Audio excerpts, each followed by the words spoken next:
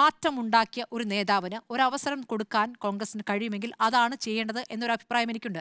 അത് ചെയ്യുമോ എന്നുള്ളതാണ്. അപ്പോൾ വ്യത്യസ്തമായ കാര്യങ്ങൾ പറയുകയും ഇവിടെ വെള്ളാപ്പള്ളി നടേശനുമായി അതുകൂടി പറയണം കേട്ടോ, വെള്ളാപ്പള്ളി നടേശനുമായി ബന്ധപ്പെട്ട് വർഗീയ പ്രചാരണങ്ങൾ നടത്തുമ്പോൾ അതിനോട് പ്രതികരിച്ച കോൺഗ്രസിലെ ഏക നേതാവ് എന്നതും ഈ പറയുന്ന വി.ഡി. സതീശനായിരുന്നു. അദ്ദേഹം നടത്തിയ പ്രതികരണം, പുറത്ത് നടത്തിയ പ്രതികരണം, പിണറായി വിജയനും വി.ഡി. സതീശനുമൊക്കെ കുറേ നാൾ കഴിയുമ്പോൾ ഓർമ്മയാകും. പക്ഷെ കേരളം അപ്പോഴും ഉണ്ടാകും. ആ കേരളത്തിന്റെ അടിത്തറയ്ക്ക് തീ കൊടുക്കുന്ന പരിപാടിയാണിപ്പോൾ ചെയ്യുന്നത്. വരും തലമുറയോടുള്ള ക്രൂരതയാണിത്. ഇതാണ് അദ്ദേഹം പുറത്തേക്ക് പറഞ്ഞത്. ഇനി നമ്മൾ പൊതുപ്രസംഗത്തിലും കേട്ടിട്ടുണ്ട്.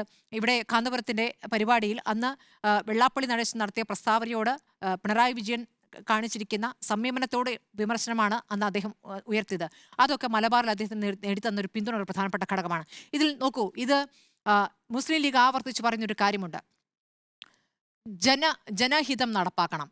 ജനം എന്താണോ ആഗ്രഹിക്കുന്നത് അതായിരിക്കണം തീരുമാനം എന്നുള്ളതാണ്. അത് വെറുതെ പറയുന്നതല്ല മുസ്ലിം ലീഗ്.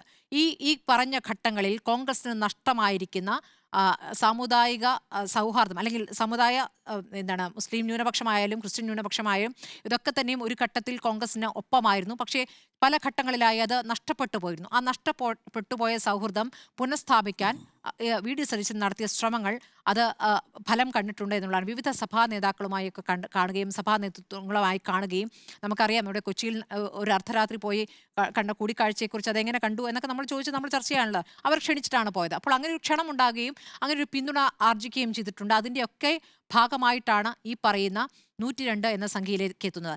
ഈ സമുദായ സഭാ നേതൃത്വങ്ങളെ കാണുക, അവരോട് സംസാരിക്കുക എന്നൊക്കെ ഒരു നിഷിദ്ധമാണ് എന്ന അഭിപ്രായം എനിക്കില്ല കേട്ടോ.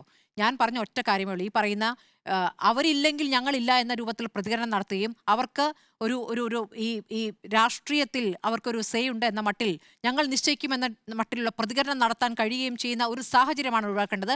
അത് ഈ തെരഞ്ഞെടുപ്പിൽ അത്രത്തോളം കണ്ടിട്ടില്ല എന്നുള്ളതാണ് ഏറ്റവും ശുഭോദാർക്കമായ കാര്യം. അതിന് സംഭവിക്കാതിരിക്കട്ടെ. അതിന് നൽകിയ ജനവിധി കൂടിയാണ് ഈ 102 എന്നുള്ളത്.